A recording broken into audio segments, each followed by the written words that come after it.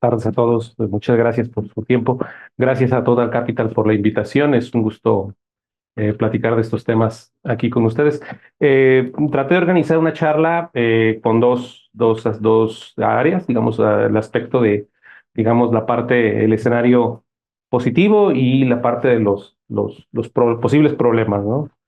En la parte positiva, curiosamente, tiene que ver con la economía. O sea, en general, la economía nacional tiene una expectativa relativamente mucho mejor. A varias personas lo hemos comentado que nuestra idea anterior era de que el sexenio iba a terminar muchísimo en una condición más presionada, ¿no? Todo el mundo nos imaginábamos este gobierno cerrando un poco mucho más, digamos, complicado. Y sin embargo, pues ahí tienen ustedes en general elementos que hace parecer que el cierre es menos malo, ¿no? Como lo ven en la presentación, el tema de una inflación relativamente ya a la baja, ¿no? El tema que tanto le gusta al presidente, que es el superpeso, pero si entre ustedes hay algunos que estén relacionados con el tema de la exportación o la producción vinculada hacia afuera, turismo, todo lo que tenga que ver con competencia externa, pues seguramente no están tan contentos con esto. La economía pues está creciendo, ¿no? Y finalmente hay como una gran expectativa respecto a que algo va a ocurrir, ¿no? Y a eso que le llaman el nearshoring, ¿no? Entonces, está en todos lados, todo mundo, bueno, pues lo comenta. Y justo con ese tema me gustaría hacer un par de comentarios. El tema de la inflación, pues en esencia, bueno, digamos, no está controlada, pero más o menos se ve lo que ha ocurrido. En septiembre, en la gráfica ustedes lo pueden ver, en septiembre del año 2022 se alcanzó el pico máximo, ¿no? La velocidad con la que crecían los precios se alcanzó la más alta, casi un 9%. Lo interesante es que a partir de ahí, o sea, todo 2023 se ha trabajado sistemáticamente en lograr, pues que vaya bajando. Quizá no a la velocidad que quisiéramos, pero sí ha venido, digamos, disminuyendo esta velocidad, lo cual no es poca cosa. Ya estamos hablando de una tasa de crecimiento por ahí 4.5, 4.4, ¿no? Del casi 9, pues suena a un buen dato, ¿no? El tema entonces, recordemos que la meta de Banco de México está marcada en esa línea azul, que tal ven ustedes en la gráfica, que es lograr una inflación del 3%, que termina siendo, digamos, la guía que les da a ellos hasta dónde presionar, ¿no? Entonces, en fin, ahora, esa inflación, pues ya acumulada después de la pandemia, pues sí terminó, digamos, siendo costosa y sobre todo, quizá a lo mejor entre ustedes lo identifican, pero tiene esta característica. El grueso de la inflación que vivimos después de la pandemia se cargó especialmente en la comida, ¿no? O sea, todo lo que es alimentos, frutas, verduras, la parte de quesos, leche, carne, ahí fue donde se cargó más. Y si hacemos digamos, un análisis básico, pensemos quién en las familias en México gastará una proporción mayor en alimentos. Pues no es de sorprendernos que las familias de menores ingresos dediquen una proporción mayor de su gasto justo a la comida, ¿no? Es una característica que entre más ingreso va teniendo un hogar, la proporción de lo que gastan en alimento va cayendo. Entonces, el que la comida esté más cara, pues ponen énfasis de que esta inflación, digamos, fue particularmente, digamos, dañina en esa parte. Pero bueno, ya estamos a niveles, digamos, relativamente más bajos de como que empezó. Quizá incluso también algunos de ustedes lo reconozcan, hay algo que empezó a darse. En Estados Unidos ya le pusieron un nombre, ¿no? Es lo que aparece ahí, que le llaman la shrinkflation, ¿no? Que es esta conexión de dos palabras, ¿no? Esta como compactación con inflación.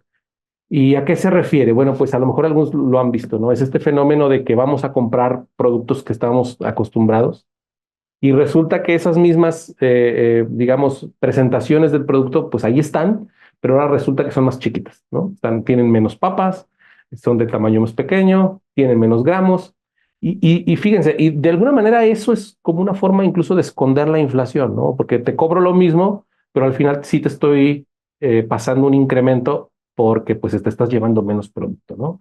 En fin, eso es un fenómeno no solo en México, sino se ha dado pues prácticamente en todo el mundo desarrollado. Yo lo he notado, digo igual, ¿saben dónde? En las carteras estas de carne que se venden en las tiendas de autoservicio, lo que hacen los dependientes es justamente cuidar que el ticket, el que le ponen con los códigos de barras, mantenga más o menos el mismo precio, ¿no? Que 100 pesos, 150 pesos. Pero eso significa que si el kilo de carne está subiendo, pues les tienes que poner menos gramos, ¿no? Entonces, de otra manera, pues la persona, la ama de casa o quien vaya a hacer la compra, pues ve y dice como que ya subió, ¿verdad? Entonces, ese fenómeno, pues, de inflación oculta se ha visto mucho en este año. Pero, repito, todo porque tiene que ver con que ha golpeado más a la comida. Ahora, ha sido severo el tema de la inflación. Incluso muchos de mis estudiantes, pues nunca les había tocado vivir en carne propia una inflación de casi el 9%. Pero pues a los que ya tenemos años, ¿verdad? En esto, pues digamos que eso no significa mucho. En la gráfica lo que les estoy poniendo es la inflación histórica, ¿verdad? Este cerrito de inflación que vivimos en el 22-23, comparada con la inflación que tuvimos en la crisis del 95, ¿verdad? Que llegó a estar arriba del 54%. Yo sé, hace muchos años de eso, ¿no? Entonces, no todo el mundo nos acordamos, pero habrá algunos que incluso hasta se acuerden de las verdaderas inflaciones, ¿no? Este es comparado lo que vimos en el 2022, 23, con lo que hubo en los años 80, ¿no? Vean nada más, o sea, en el 87 más o menos estamos hablando de una inflación por ahí, pues como la que tiene Argentina hoy, ¿no? Estamos casi un 200%. Y ese pico de inflación, pues es lo que ha venido explicando, pues lo que muchos hemos hablado, ¿no? Durante tanto tiempo. Incluso lo que en un momento a mí me motivó a estudiar y tratar de entender algo de economía, ¿no? Cómo las clases medias, pues, son las más golpeadas a partir justo de fenómenos como la inflación. Entonces, el que ya vaya bajando o el que ya, digamos, de un 9 a un abajito de un 5, pues siempre es una buena noticia. Esa gráfica que ven ustedes es la misma, es la inflación general, pero aquí les pongo un dato interesante. Miren, esta serie roja, esta que están viendo ahí, eso es lo que se conoce como inflación subyacente. Esa inflación tiene todos los bienes y servicios que tienden a ser mucho más, digamos, como más estables en su variación de precios y por lo tanto más tercos en bajar. Entonces, yo les diría, si quieren, digamos, adelantarse o anticipar qué pudiera estar en la mente de Banco de México, que es la que luego de pronto en este tema de inversiones, el tema de qué va a hacer con las tasas es importante. Yo les diría, si bien Banco de México quiere controlar la inflación, lo que más se fijan ellos no es en la inflación general, sino es en esta serie roja, lo que se conoce como inflación subyacente. Esa todavía la tenemos en niveles de 4.6, 4.5. Hasta que no termine por bajar a niveles de entre un 4 y un 3, van a ver cómo Banco de México va a relajar más las condiciones. Entonces, yo les comentaría así, digamos, en corto, hay que estar pendientes, obviamente, pues de que esa inflación siga bajando, pero sobre todo, repito, la que se llama subyacente, ¿no? Entonces, ahí está, la buena noticia de la inflación. Hombre, un año bajando y finalmente, bueno, pues ya vemos digamos, como una señal de que ya se empieza a considerar el reducir las tasas de interés. México tiene tasas de interés muy altas, 11.25 es una cosa tremenda. De hecho, ya hubo en la última junta, quienes hayan seguido estos temas se habrán dado cuenta como ya en la última junta, ya en Banco de México ya bajaron por lo menos un cuartito de punto. En la gráfica ven todo el incremento tremendo de tasas que tenemos pues, prácticamente desde el 21. Yo ya incorporé en esa gráfica la bajada, ¿no? El cuartito, pero pues hombre, es tan chiquito pues que no se nota, ¿verdad? Entonces ahí lo tienen. Ojalá quisiéramos que eso siguiera bajando, porque de alguna manera es como quitarle presión, ¿verdad? A la actividad económica, al crédito, incluso al consumo. ¿verdad? Porque estas tasas pues terminan golpeando la mayor parte de las variables que como consumidores pues nos terminan afectando. Pero bueno, ese es un inicio. Ojalá ya esto se consolide. Pero repito, hasta que no termine la inflación de terminar bajando al rango aceptable, pues veremos que Banco de México afloja un poco más la política monetaria. Pero bueno, una supertasa nos provoca esto, ¿no? El superpeso. Ya, ya no tiene nada que ver o tiene muy poquito que ver con lo que haga el gobierno, ¿no? El peso mexicano es una variable ya tan líquida que se está moviendo en el planeta, ¿no? Es una de las monedas que más se compra y se vende en el mundo. Entonces, ya el valor del peso ya no tanto se fija por lo que haga el gobierno, más bien es este mercado libre, oferta, demanda, compra de dólares y sobre todo, si tenemos una tasa de interés tan alta, pues es muy atractivo. Ustedes comparen lo que se paga en Estados Unidos contra lo que pagamos aquí. Entonces, hay mucho capital financiero que dice, hombre, de quedarme invertido en dólares a venirme a México a aprovechar tasas de más del doble, pues decide venir. Entonces, lo que vemos es una entrada masiva de capital financiero, ¿verdad? Que no necesariamente se convierte en actividad productiva, pero sí termina entonces provocando el fenómeno del superpeso. Al presidente le gusta mucho, habrán visto cómo el presidente López Obrador, bueno, pues lo menciona, ¿no? Como si fuera un logro de su gobierno. Y lo menciona mucho porque, otra vez, quienes ya tenemos muchos años en esto, pues tenemos ese como pequeño trauma, ¿verdad? De que cuando se le iba mal a la economía, lo primero que se rompía y lo que se echaba al pozo era el peso mexicano, ¿verdad? Entonces, es raro para nosotros ver que de pronto el peso esté ganándole al dólar, ¿verdad? Bueno, pero en este caso, justo a partir de la crisis del 97, nuestro peso ya no tiene, digamos, nada que ver con un control de la política interna. Entonces, ahí lo tenemos. Están entrando muchos dólares porque estamos pagando tasas tremendamente altas y eso, bueno, pues hace que el valor del dólar en México baje. No a todo mundo le gusta esto, ¿no? Y sobre todo pensando rápido en los productores, ¿no? Los exportadores, la gente que tiene un vínculo con la actividad turística, ¿verdad? Yo he querido preguntar, ir sondeando a ver cómo lo van pasando. Y hay de todo. Evidentemente hay quien tiene la capacidad de aguantar, ¿no? Hay gente que ha comprado coberturas y que el tema cambiario no le afecta en el corto plazo. Pero hay otros que sí, por ejemplo, los más vulnerables, ¿no? Los productores de maíz, por ejemplo, ¿no? En estados tan fuertes como Sinaloa, incluso han estado recientemente, hace 3 meses, incluso haciendo manifestaciones y tomando, por ejemplo, el aeropuerto en Culiacán, ¿no? Diciendo, que me pagan más barato la tonelada de maíz, ¿no? Y dice, pero pues, ¿cómo que te pagan más barato? Pues si el precio es el mismo. Sí, el precio es el mismo en dólares, pero pues si el dólar está más barato, pues ahora resulta que en pesos es como si recibieras menos, ¿no? Entonces, una bajada del tipo de cambio de un 15, 17%, pues, hombre, algunos de ustedes dirán, bueno, pues ahí se te está yendo tu margen, ¿verdad? Tu margen de ganancia, en fin, es todo un tema. No a todo el mundo le viene bien. ¿Qué otra variable apuntala al peso, a este superpeso? Pues las remesas. Fíjense cómo ahí, a lo mejor no se alcanza a ver, pero las remesas han tenido, históricamente, este país recibía unos 20,000, 25,000 millones de dólares. Y, hombre, eso es hasta 2016. Pero si ustedes ven lo que estamos recibiendo este año México está recibiendo arriba de 65,000. O sea, prácticamente casi se han triplicado.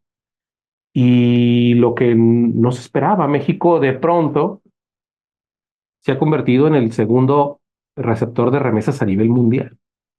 Es increíble porque, hombre, los países más poblados del mundo, ¿no? Que tienen comunidades en todo el planeta, ¿no? ¿En quién pensamos? Pues los chinos, ¿no? Siempre hay una comunidad china fuerte en cada ciudad importante del mundo. Y India, ¿no? Los indios, que también por su gran volumen de personas, pues están presentes en muchos lados.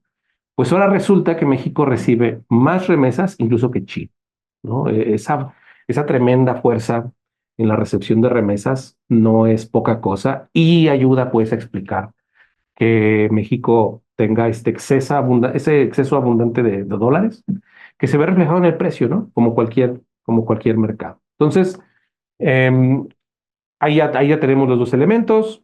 La economía mexicana está creciendo, la inflación está bajando y el superpeso, ¿no? Que no a todo el mundo le gusta, pero que efectivamente se sigue publicitando como un gran punto a favor de la economía. Bueno, esta gráfica que yo les presento, hagan de cuenta que es un indicador que publica INEGI, que lo que trata de seguir es como el rastro de la economía mexicana.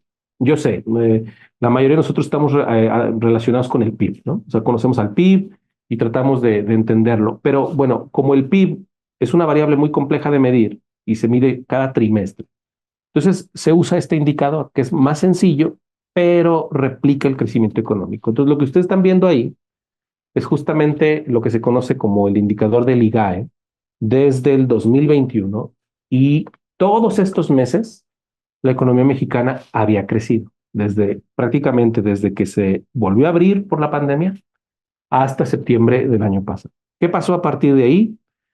La economía se estancó. Miren, ahora trae un rezago.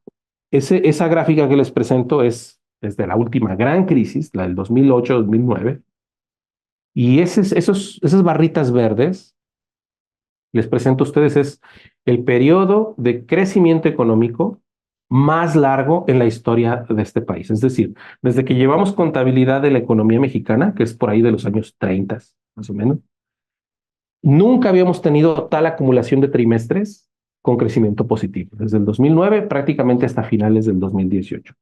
Luego hay cambio de gobierno. Recordemos que este gobierno empezó en diciembre del 2018 y ocurrió esto. Bien. O sea, vean, noten ustedes cómo hay un cambio en la pendiente, ¿no? O sea, de hecho, la economía se estanca, todo 19.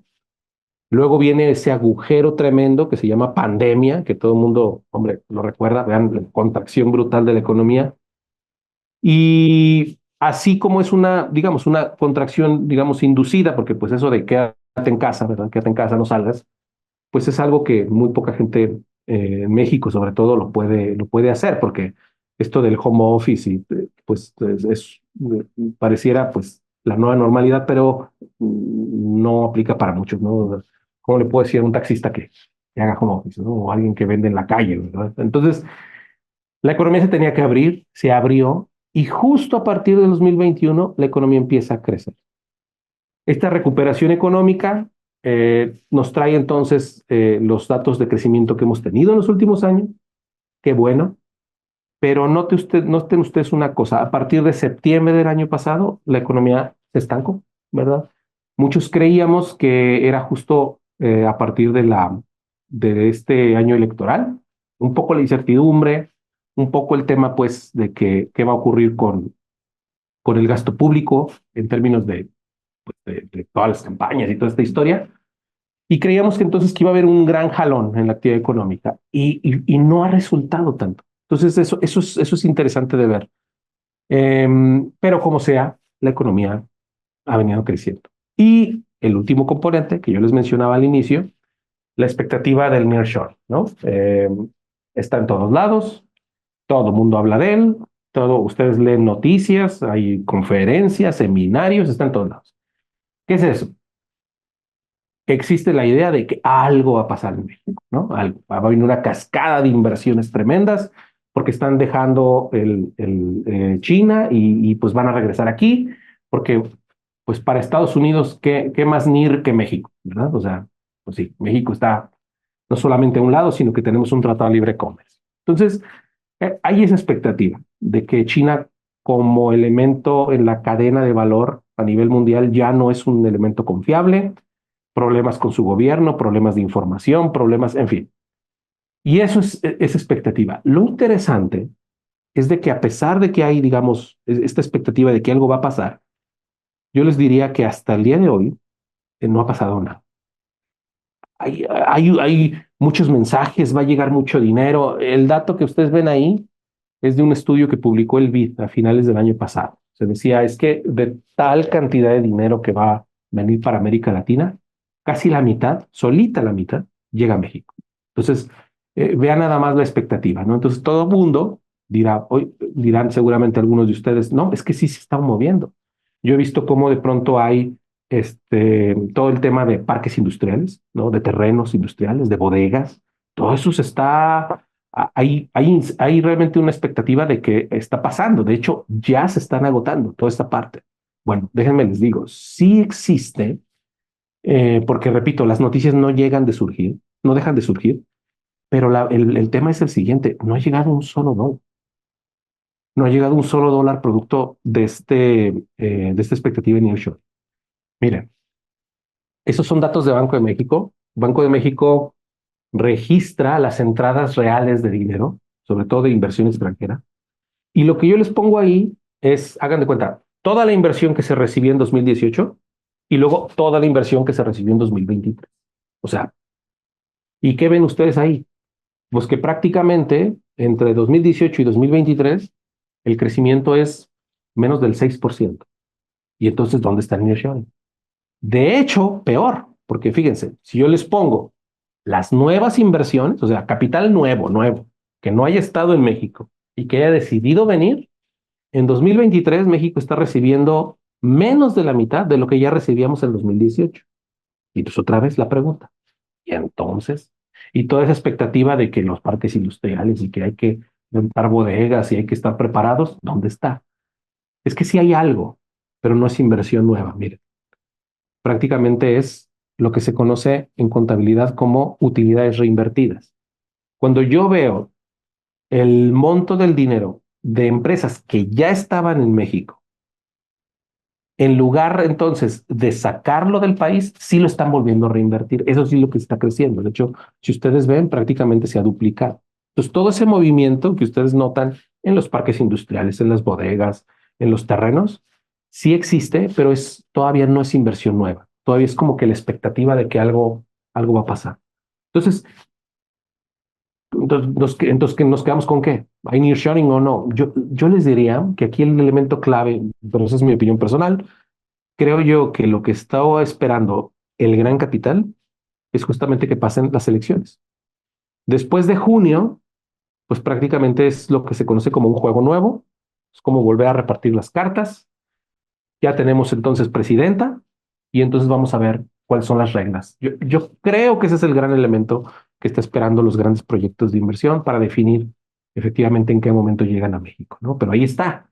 México tiene entonces en general una gran oportunidad. Problemas, muchos, todos lo sabemos. Este país tiene muchas ventajas, pero no necesariamente todo a favor. Tenemos un severo problema de infraestructura, sobre todo, ¿saben qué? Mantenimiento. En este sexenio se limitó mucho el tema del mantenimiento, porque gran parte del dinero se destinó a las prioridades que eran otras del sexenio. El tema de la conectividad asociado a los vuelos, el aeropuerto Felipe Ángeles, toda esta historia de que estuvimos casi 2 años en un nivel inferior, ¿no? Que no se permitían nuevos vuelos, etc. En fin. El tema de la seguridad, yo creo que ahí no tengo que decirles mucho que no sepan. El tema de educación, o sea, capital humano, ¿no? El que venga una inversión y que puedan obtener suficientes personas con nivel de capacitación adecuado. Ese seguramente es otro reto. Yo les pongo ahí una imagen de lo que se conoce pues un cuello de botella, ¿no? O sea, si de pronto hay algo que está limitando el libre flujo de la inversión y del crecimiento, pues se convierte en un, pues en un bache, ¿no? Y finalmente, la seguridad jurídica. ¿Eso qué significa? Pues que en México sea un país donde si se firma un contrato, pues ese contrato se respete. Es decir, si tenemos un contexto en el que este gobierno, que termina en octubre, fue el primero que empezó, digamos, desconociendo contratos ya firmados, ¿no? Y lo comento por el tema del aeropuerto, el nuevo aeropuerto internacional de la Ciudad de México. Pues bueno, eso tampoco ayuda, ¿verdad? Pero entonces ahí lo tienen. Yo creo que en general esos 5 puntos se han mencionado en muchos lados. En muchos foros se ha mencionado que eso sería, digamos, como que el plan para que México aprovechara esa posibilidad para el próximo sexenio. Y vamos a ver entonces cómo se maneja. Entonces, En general no está mal, o sea, si se dan cuenta, lo que hemos cubierto son elementos que nos habla de un sexenio que se está cerrando, pero no ha cerrado, digamos, no está cerrando tan mal, al menos como se anticipaba. Eso que yo les presento ahí es respecto a inflación, respecto al PIB y al tipo de cambio. Eso es lo que cree, es el consenso del mercado hoy. O sea, eso es lo que todos los agentes que están, digamos, poniendo su dinero, es la expectativa que tienen. Obviamente esa expectativa para este año, pues pudiera cambiar si pasa algo extraordinario, ¿no? Pero eso es justamente, todavía se espera que este año la economía crezca, se espera pues que la inflación se siga, digamos, bajando a los niveles más aceptables. Y el tipo de cambio, finalmente, dado que ustedes notan ahí que se espera que la tasa ya no esté tan alta y que empiece a bajar, pues en ese momento se permitiría que el tipo de cambio ya no esté tan barato y que empiece entonces a ajustarse, ¿verdad? Quizá por ahí niveles entre 18 y 19 pesos, vamos a ver. Pero todo va a depender de que la tasa sí alcance a bajar. Entonces, eso es lo que cree el mercado, ¿verdad? Y de alguna manera, bueno, pues el mercado, nadie en el mercado conoce el futuro. Lo que hacemos en todo caso es, digamos, tomar la información que tenemos y tratar pues de organizarla de la mejor manera, ¿no? Entonces, en general no es un mal cierre, se dan cuenta. Quizá el problema viene por la parte política, ¿no? El sexenio ya termina, termina en octubre, pero ya podemos hacer entonces un balance, ¿no? Eso que ustedes ven ahí es lo que se conoce como el crecimiento anual de la economía promedio por sexenio, desde 1988, o sea que ya son más de 30 años en los cuales ya tenemos datos de que son, pues van a ser 6 sexenios, ¿no? Y noten una cosa, el crecimiento de este sexenio va a terminar siendo el más bajo desde, pues, 1988. Prácticamente apenas va a estar ligeramente arriba del que tuvo el presidente Miguel de la Madrid, pero ya estamos hablando de años 82, 88, ¿no? Después de la crisis financiera con López Portillo, en fin, historia económica de México que ya los jóvenes ya ven muy antigua, ¿no? La economía sí va a crecer en promedio, ¿no? En promedio va a crecer menos de un 1% promedio anual, pero en términos per cápita, o sea, por persona, va a terminar cayendo. ¿Por qué? Pues porque el número de mexicanos no ha bajado. Es decir, cada año somos más mexicanos y resulta que la economía pues ha crecido menos. Entonces, al momento de dividirla entre todos los que somos, en promedio el ingreso per cápita o por habitante pues va a ser ligeramente menor. Al final eso está mal porque, pues miren, eso no ocurría desde hace 35 años y termina siendo un rezago que vamos a ir arrastrando. Yo les diría que cuando vamos a recuperar el nivel de ingreso promedio que teníamos por persona, el que teníamos en 2018 lo vamos a recuperar por allá del 2026, ¿no? Entonces todavía le van a faltar 2 añitos más. Si Dios quiere y no pasa nada extraordinario, pues todavía traemos ese rezago, ¿verdad? Entonces, ahí está, es un pendiente, ¿verdad? Esperemos que el sexenio que viene pues tenga mejor suerte, no haya pandemias y sobre todo haya mejor conducción de la política económica, sobre todo en cosas como estas. Fíjense, esto que ven es el gasto público. Hagan de cuenta que yo le tomo una fotografía al gasto público del 2018. Le tomo una foto y a eso le llamo 100%. Y luego le voy viendo su evolución a lo largo del sexenio. Noten ustedes, la franja gris que aparece ahí es la pandemia, es la crisis sanitaria más grave vivida desde los últimos 100 años. Todos los países del mundo, todos, ampliaron su gasto público. Todos. ¿Por qué? Porque había que atender a los enfermos, había que atender a los suministros médicos, habría que atender a toda la emergencia sanitaria. Bueno, México es de los pocos países que en lugar de reactivar el gasto público, ¿saben qué hizo? Lo contrario. De hecho, noten ustedes, o sea, se dijo pues que México no se endeudaba, que era responsable, que había que, en fin, mil y un cosas se dijeron. Total, en la peor emergencia sanitaria no se reactivó el gasto. ¿Saben cuándo empieza a crecer el gasto? En el año electoral. Es decir, si ustedes ven 2023, y luego vieran lo que va a pasar en 2024, el gasto se dispara en 2024. ¿Por qué? ¿Por qué en 2024 sí se dispara el gasto y por qué en el 2020, 2021, cuando tenemos una emergencia sanitaria, no? Pues la respuesta tiene que ver con lo que ustedes acaban de ver, es decir, eh, porque el presidente de la República, en realidad, desde mi punto de vista, en, por encima de todo, tiene una sola preocupación y su preocupación fundamental son las elecciones. Entonces, por encima de las elecciones no hay nada en la cabeza del presidente y de su gobierno. Entonces, tenemos ahí que hombre, estamos en abril, de menos de 3 meses, mucho menos, un par de meses, ya tenemos elecciones. Y eso entonces explica por qué este gobierno está gastando mucho más. Las candidatas están ahí, el candidato están ahí, o sea, eso es público, pero no nos confundamos. Esta no es una elección normal. Es decir, lo que tenemos es lo que se conocía, otra vez, para quienes ya tenemos muchos años, es lo que se conocía como una elección de Estado. ¿Qué tenemos? Tenemos una candidata oficial y tenemos a toda la operación del gobierno en apoyo a la candidata. Si usted lo duda, vea nada más los recursos que tienen disponibles, el control de la operación.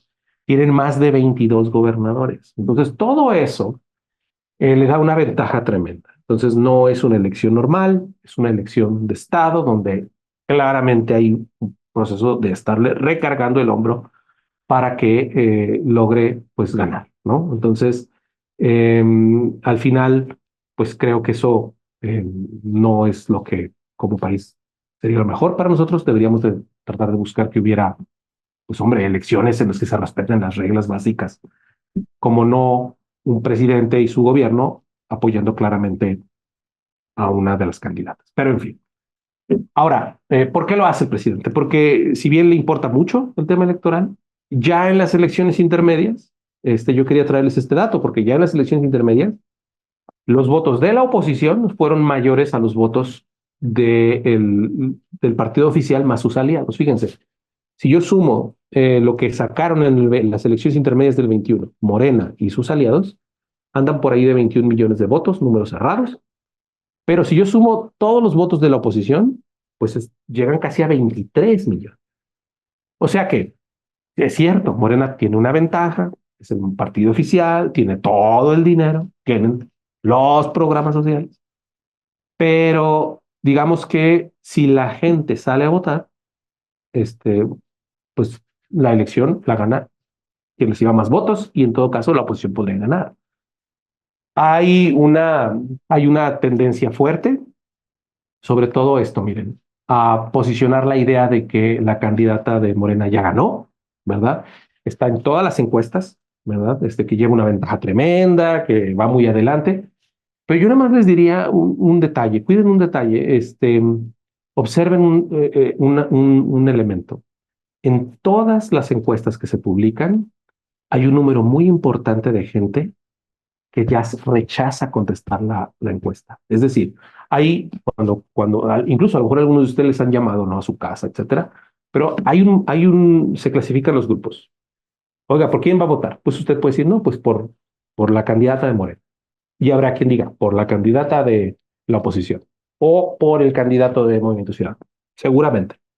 Pero hay un porcentaje fuerte, ¿no? Entre un 15 y un 20% de la gente encuestada que no dice que no sabe, no son indecisos, simplemente se rehúsan a contestar. Y ese es un elemento muy importante, porque pudiera entonces terminar moviendo todo este elemento. Yo les diría a ustedes, lo peor que podemos hacer es no salir a votar, salga, vote, lleve a su familia, invite a todo el mundo, pero si la participación está arriba del 62, 65%, este, todo puede pasar.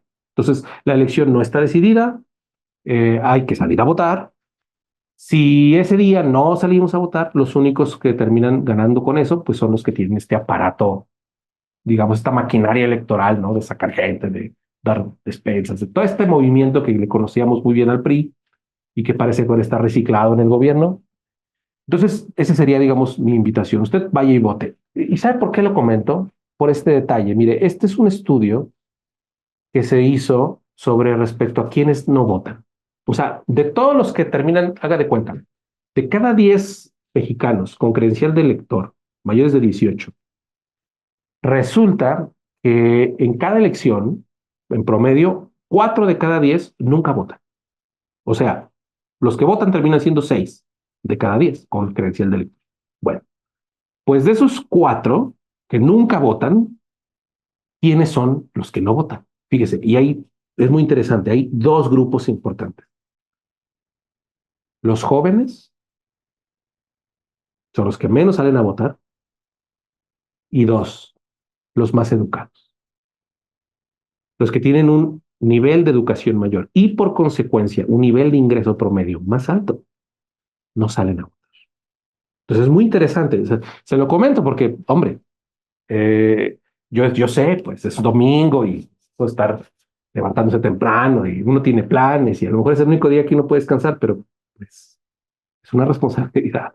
Entonces, es curioso porque los jóvenes de 18 años, los que van a estrenar su credencial de elector, eso sí, ellos sí tienen una tasa de participación muy alta.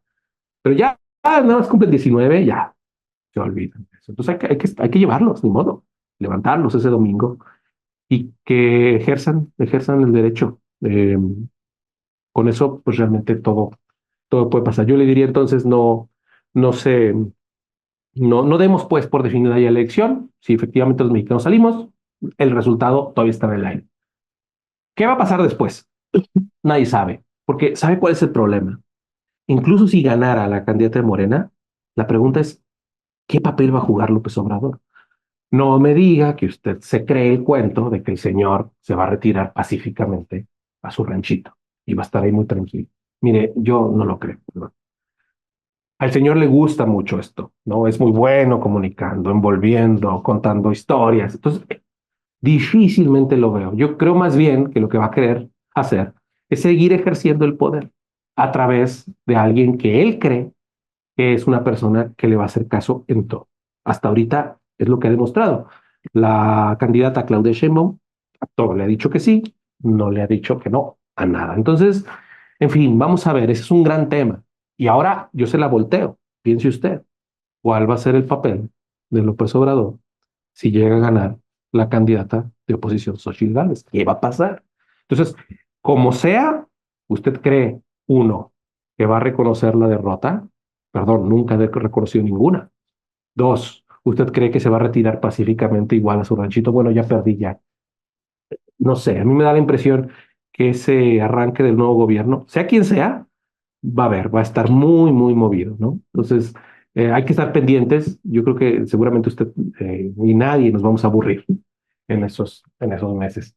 ¿Qué le diría yo? Mire, vote usted por quien quiera, obviamente. Es adulto, sabe lo que le conviene a usted, a su país. Yo le diría lo siguiente, la verdadera batalla, la batalla del país se va a dar ahí. Es decir, en el Congreso.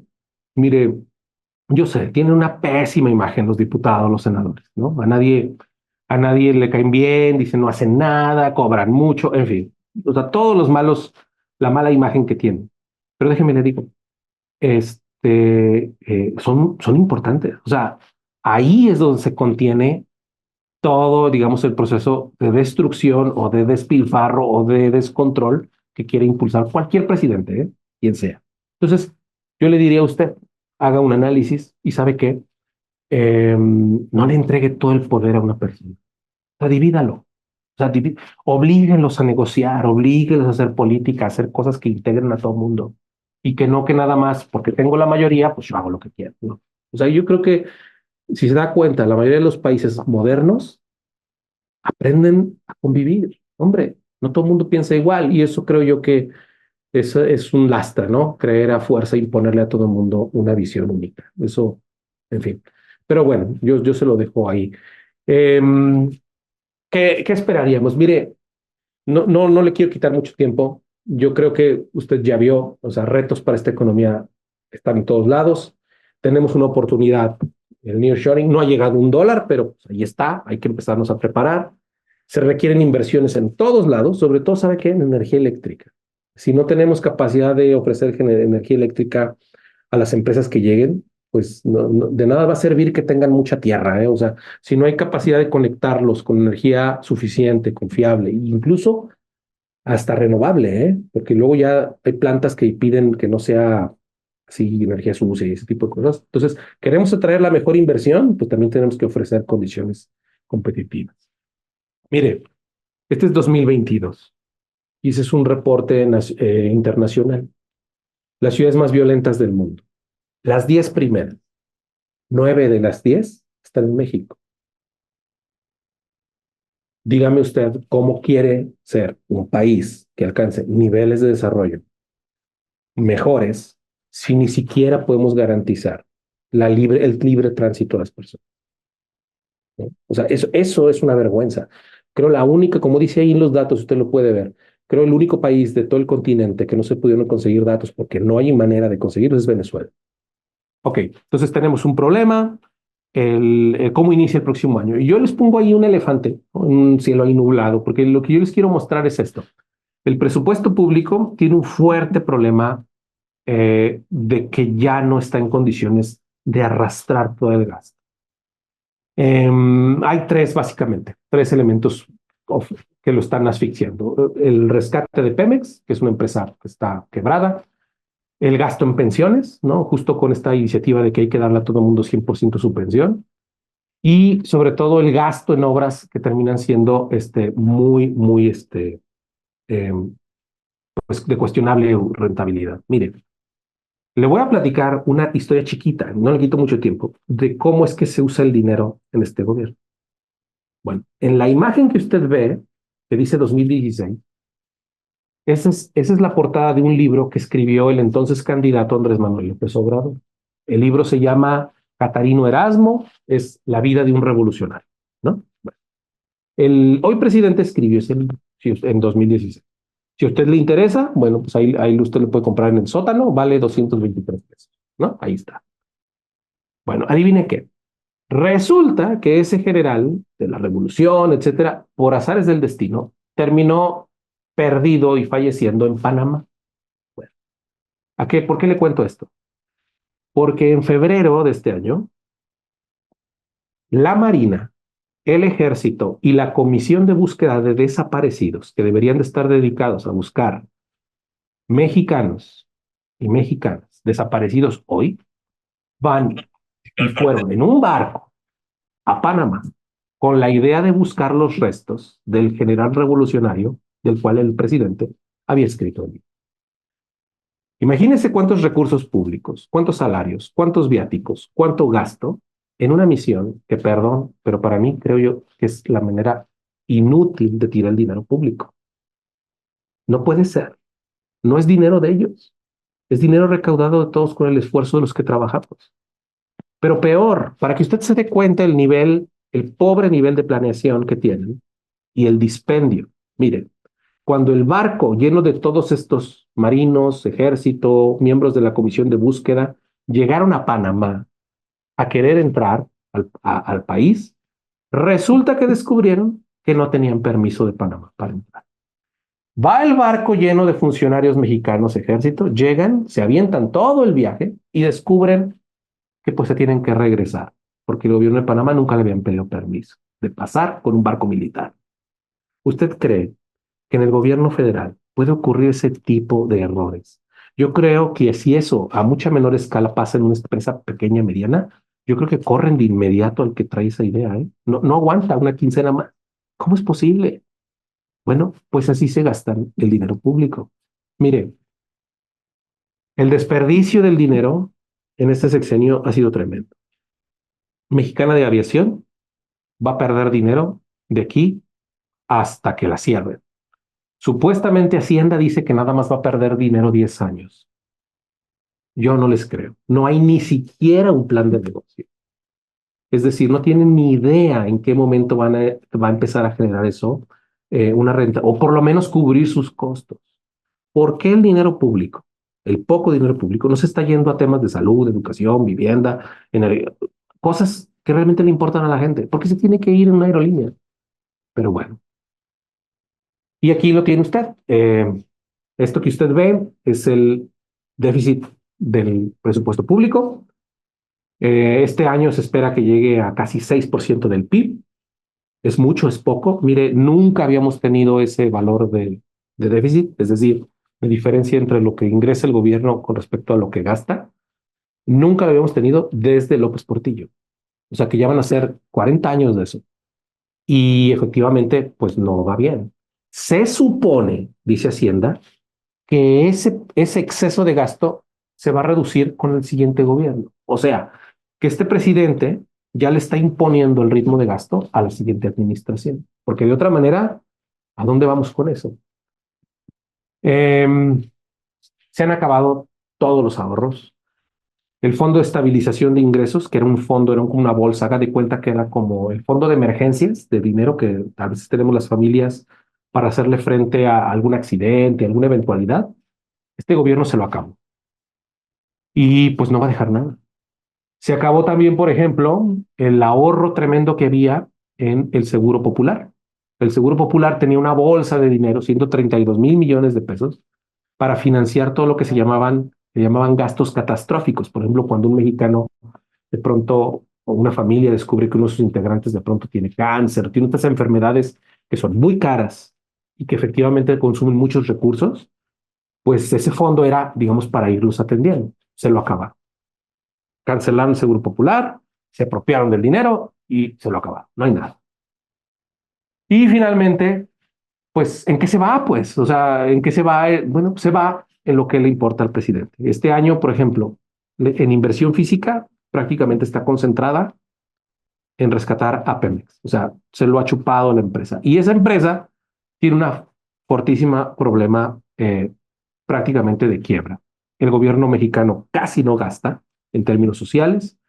Si usted ve la lista de países de la OCDE, México es el último en gasto social. Eso incluye salud, educación, vivienda, agua potable, o sea, todo lo que le importa, la seguridad, pues somos los últimos. ¿Y entonces en qué se va el dinero? El dinero básicamente se va en rescatar a Pemex y en las obras favoritas del presidente. Esto es una gráfica, no es mía, es del Universal. Es el gasto en becas para estudios de maestría y doctorado al extranjero. Mire, México tenía un programa muy generoso. Gracias a ese programa, a través de CONACYT, jóvenes que no teníamos ni un peso, podíamos aspirar a estudiar en buenas universidades fuera del país. Bueno, pues eso se lo acabó. A mí me da particularmente, me toca mucho porque pues gracias a eso, digamos, tuve oportunidades que hoy jóvenes brillantísimos no pueden tener. Eh, ¿Qué hacemos con el dinero? Mire, México gasta mal y gasta muy poco en lo que importa. Esos datos que usted ve son puntos del PIB en promedio de lo que gastan países de América Latina en tres rubros importantes: salud, educación y seguridad. O sea, en salud América Latina gasta 6 puntos del PIB, en educación gasta 5 y en seguridad gasta 3. Y lo que yo quiero